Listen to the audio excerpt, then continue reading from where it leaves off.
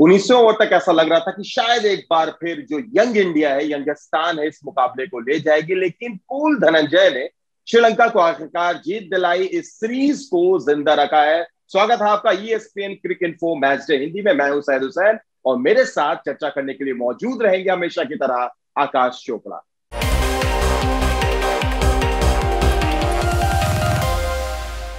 बहुत बहुत स्वागत है आकाश आपका। धन्यवाद सईद।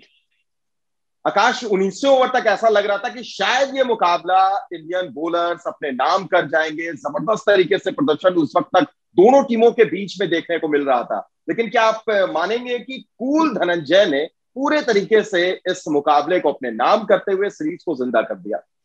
ये कहानी रहती है सईद एक्चुअली, क्योंकि धनंजय ने रन ज्यादा बनाए हैं तो फिर हम उनकी तरफ बड़े ध्यान से देखते हैं। और अमूमन आज से मतलब 2-3-4 महीने बाद या 2 साल बाद जब इस मैच की तरफ देखेंगे तो हम उनको ज्यादा याद करेंगे क्योंकि रन उन्होंने ज्यादा बनाया। पर अगर इस मैच के आप दृष्टिकोण से आप देखें किसने जो जो गेम चेंजिंग क्या था, जब आप कह रहे हैं 19 ओवर तक सही चल रहा था, उसमें लग रहा था इंडिया जीतेगा, फिर एक फुल टॉस आती है भुवनेश्वर कुमार की, वो छक्के के लिए जाती है।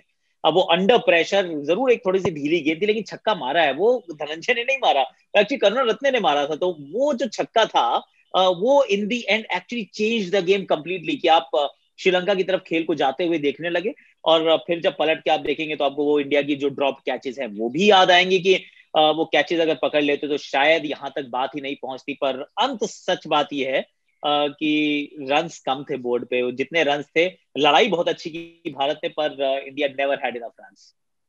बिल्कुल सही आपने कहा कि रन थोड़े से कम रह गए थे। और हालांकि अगर रन की हम बात करें आकाश, तो यहां पर जिस खिलाड़ी की हम बात करने जा रहे हैं, यानी हमारा जो मैच पॉइंट 2 है, वो एक ऑलराउंडर की हम बात करेंगे, हसरंगा। पहले गेंदबाजी करते हैं, गेंदबाजी में भी उन्होंने काफी अच्छे तरीके से भारतीय बल्लेबाजों को फंसाया। डेथ ओवर्स में तो इतनी शानदार गेंदबाजी की कि भारतीय खिलाड़ियों ने बाउंड्रीज तक नहीं लगाई। और जब बल्लेबाजी करने के लिए भी आया आकाश, तो आप देखें कि कितना अच्छा उन्होंने साथ दिया धनंजय डी सिल्वा का। हाँ, वो लगे रहते हैं। उनका एक कहानी है, मतलब जिस तरीके से वो क्रिकेट खेलते हैं अपनी, बड़ी लगता है कि जुझारू क्रिकेटर है, अपने खेल को समझता है, समझदार क्रिकेटर है।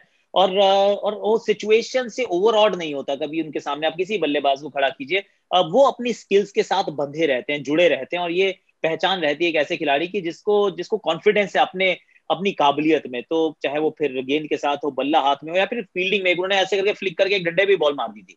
वो उनके पास है कुछ, मतलब he is got that x factor going for him.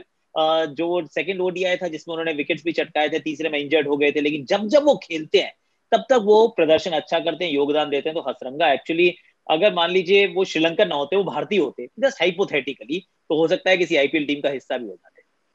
बड़ी अच्छी बात आपने कही और ये चर्चा कुछ दिनों से हो भी रही है आकाश। बहरहाल हम आगे बढ़ते हैं, हम मैच पॉइंट 3 की बात करते हैं और यहां पर एक ऐसे खिलाड़ी की बात करेंगे आकाश जो शायद एक बड़े मौके को गंवा रहा है, संजू सैमसन। बल्लेबाजी में भी उन्होंने निराश किया, आज विकेट कीपिंग में भी एक ऐसे वक्त में उन्होंने 22 का रन दिया, स्ट्राइक चेंज हुई।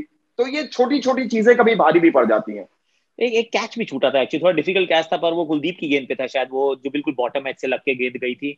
वो भी मुझे लगा पकड़ना चाहिए था। एक स्टंपिंग अच्छी की उन्होंने, पर बल्लेबाज के दृष्टिकोण से थोड़ा ज्यादा आप उनकी तरफ देखेंगे आज, या कहीं इस मैच में उनसे उम्मीद ज्यादा थी। और इसलिए ज्यादा थी क्योंकि ऐसा नहीं कि उनके पास बहुत एक्सपीरियंस है, इनका नवा ही है ये T20 आए, लेकिन जब इर्द गिर्द उन्होंने देखा आजू बाजू, तो सारे के सारे पहला पहला मैच खेल रहे थे। तो जब आप ऐसे खिलाड़ियों के साथ खेलते हैं तो 9 मैच वाले को भी लगता है कि बहुत सीनियर खिलाड़ी है, अब आप रन बनाइए। तो वहां उम्मीद थी कि रन बनाएंगे, थोड़ा धीमा खेल रहे थे। अपने पोजीशन से जब भी हट जाते हैं, अगर वो टॉप पे 3 पे बैटिंग नहीं करते तो थोड़ा सा रंग फीका नजर आता है। ये हमने आईपीएल में भी देखा है।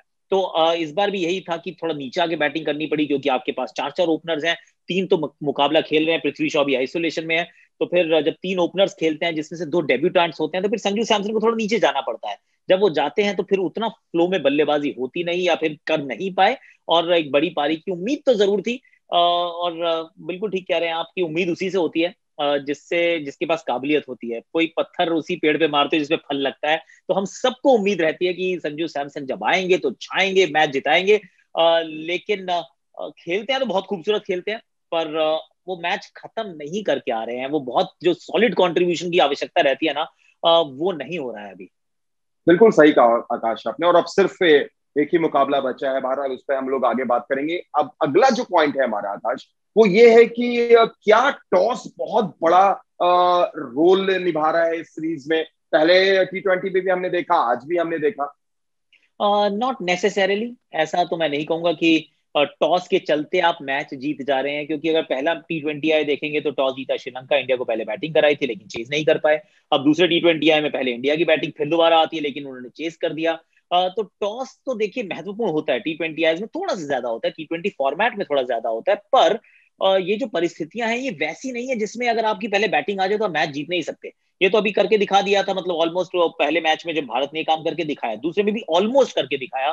तो फिर मैं नहीं कहूंगा कि टॉस की वजह से आप मैच हार रहे हैं। सच ये है कि अगर भारत को, लेट्स बी वेरी ऑनेस्ट, कि 11 खिलाड़ी बड़ी मुश्किल से पूरे हुए हैं, जिसके अंदर 4-5 ही आपके पास बल्लेबाज है, बैट्समैन आपके पास है नहीं, बॉलर आप इतने एक्स्ट्रा खिला रहे हैं कि नंबर 6 पे बैटिंग करने के लिए आ रहे हैं भुवनेश्वर कुमार, 7 पे नवदीप सैनी आ रहे हैं। तो जब बल्लेबाजी बहुत कमजोर रहती है, उसमें डेप्थ नहीं होती, तो फिर मुकाबला से हारने की उम्मीद ज्यादा होती है, जीत जाओ तो करिश्मा सा लगता है। तो भारतीय टीम ने कोशिश तो बहुत की।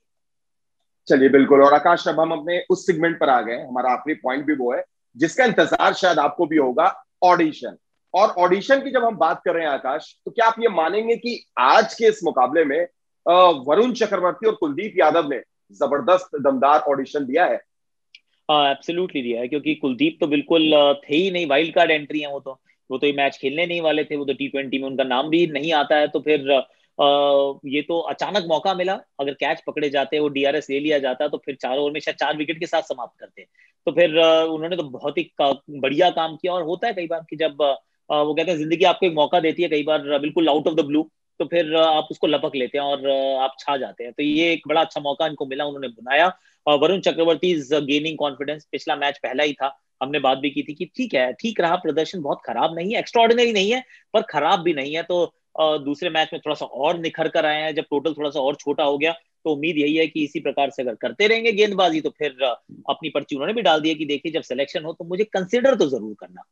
आकाश, रेटिंग आपने नहीं दी, आप सबसे पहले अब तो बताइए, कुलदीप को कितनी रेटिंग आप दे रहे हैं?